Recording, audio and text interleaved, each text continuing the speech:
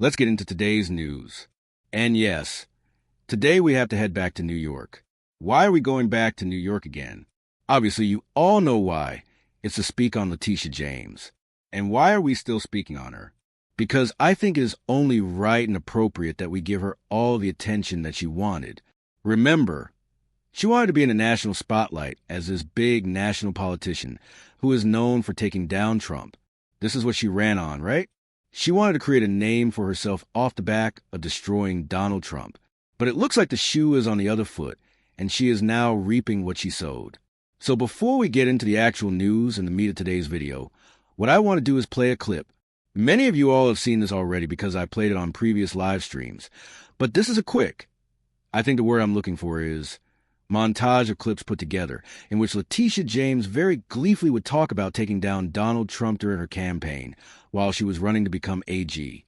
So let's look at this clip of Letitia James when times were, we'll say, a little happier for her, right? Because things have definitely gotten very bad and very cloudy outside for her right now. So let's jump into this clip next. Will you sue him for us? Oh, we're going to definitely sue him. We're going to be a real pain in the... I will never be afraid to challenge this illegitimate president. The irony in saying, oh, we're definitely going to sue him. We're going to be a real pain. Did not age well at all. We'll take it from the top. My apologies. Will you sue him for us? Oh, we're going to definitely sue him. We're going to be a real pain in the... I will never be afraid to challenge this illegitimate president. We need to focus on Donald Trump. We need to follow his money. What is fueling my soul right now is Trump, this illegitimate president. I look forward to going into the office of Attorney General every day, suing him, and then going home.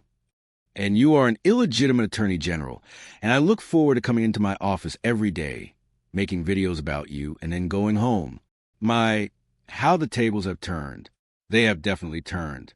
Recently, yesterday it was, and I want to pose this question to you guys as well. A question that was posed to me in the comment section. Someone asked me, do I believe that this story and all this information would come out if Kamala Harris won the election? And my answer to that individual was yes. Because for many of you who might not be aware, this story concerning Letitia James alleged, let's say mortgage fraud actually broke sometime around February, right? But the only reason that it actually picked up steam was because of the criminal referral that followed. Let's say a month and a half afterward. So this information was going to come out regardless. It came out no more than 30 days or so after Trump won the election, and it was independent of Trump. The man who broke the story is not affiliated with Trump or his administration. So yes, this information would have come out. But my question to you is, if Harris won, would the Harris-Walz administration's DOJ have picked up on this and put in a criminal referral to which he can now possibly be facing federal prosecution? Right now, I'll answer that question for myself. The Harris DOJ would not have picked up on this. I'm curious to know what you guys would think. So yes, this information would come out, but whether or not the Harris-Walz administration would have picked up on it and pressed a line on it, that I'm not so sure of.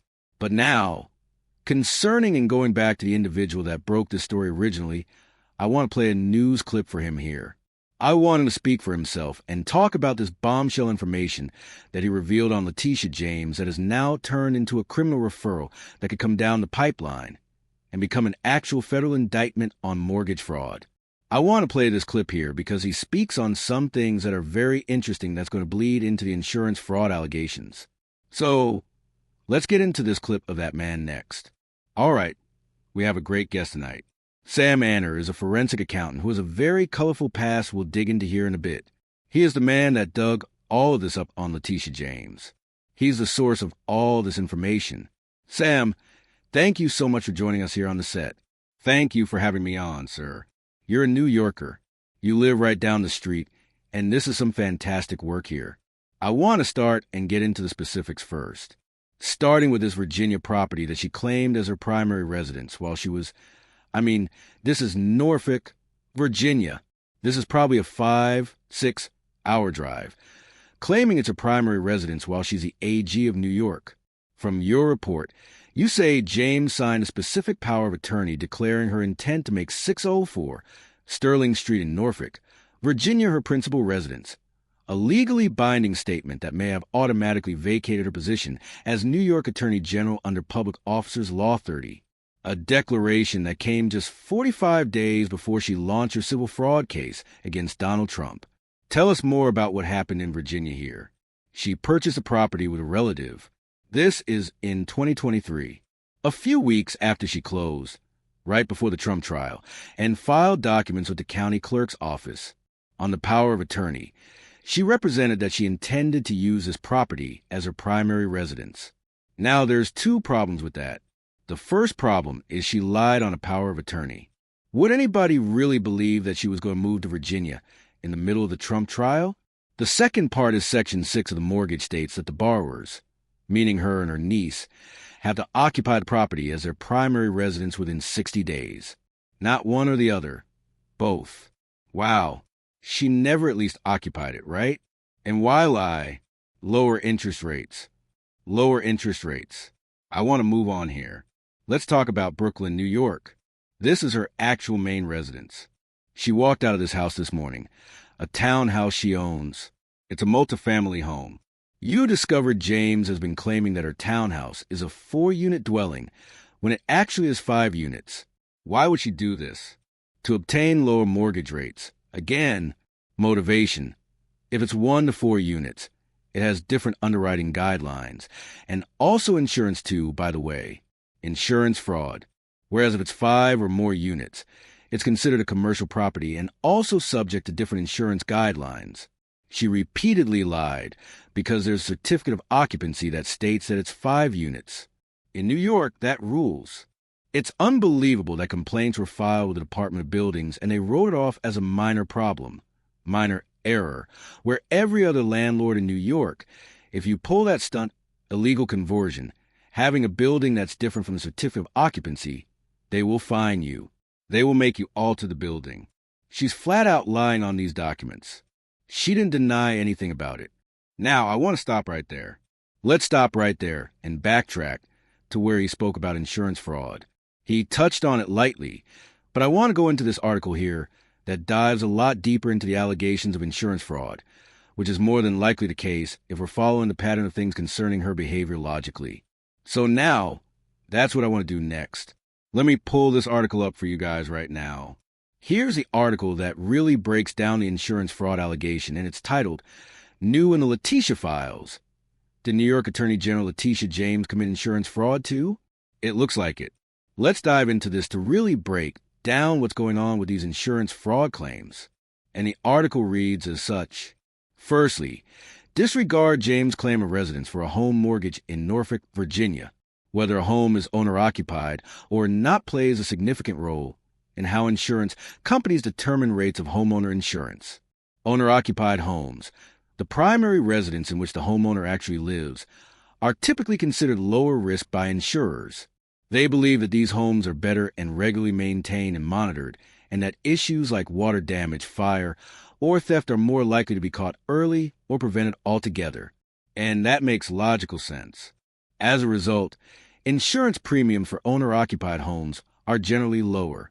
These policies often come with standard coverage packages, such as HO3 policies, which include protection for the dwelling, personal property, liability, and loss of use.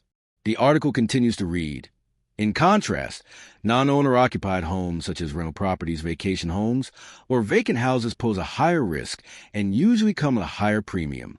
For rental properties, landlords need specialized insurance, often called DP3 policies, that covers the dwelling, liability, and potential loss of rental income. Since tenants may not maintain the property as carefully as a homeowner would, the risk of damage increases, leading to more expensive coverage. Vacant homes are considered even riskier due to potential for vandalism, theft, and undetected damage. These often require separate vacant home insurance policies with limited terms and elevated costs. Ultimately, insurance companies base their rates on perceived risk.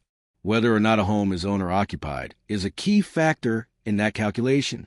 Regarding Letitia James' claim of only 4 units in her apartment buildings in Brooklyn, insurance policies for apartment buildings vary significantly based on the number of units, with a major distinction occurring between buildings with 4 or fewer units and those with 5 or more. So now we're going to get into the potential insurance fraud regarding her Brooklyn properties. Let's get into this.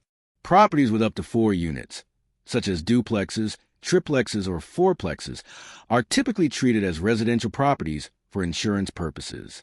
These buildings often qualify for standard residential insurance policies, such as a dwelling property DP3 policy, or even a homeowner's HO3 policy if the owner occupies one of the units. These residential policies are relatively straightforward, come with lower premiums, and usually include coverage for the building's structure, liability, loss of rental income, and potential protection for items like appliances. Since these properties are smaller and often self-managed, insurance companies consider them low risk. In contrast, buildings with 5 or more units are generally classified as commercial properties and require a more expensive commercial property insurance policy. These larger buildings face greater risk due to the higher number of tenants, increased maintenance needs, and more complex liability exposure. As a result, commercial insurance policies are more comprehensive and customizable, often including coverage for the building itself, general liability, loss of rental income or business interruption, equipment breakdown, ordinance or law compliance, and even crime or vandalism protection.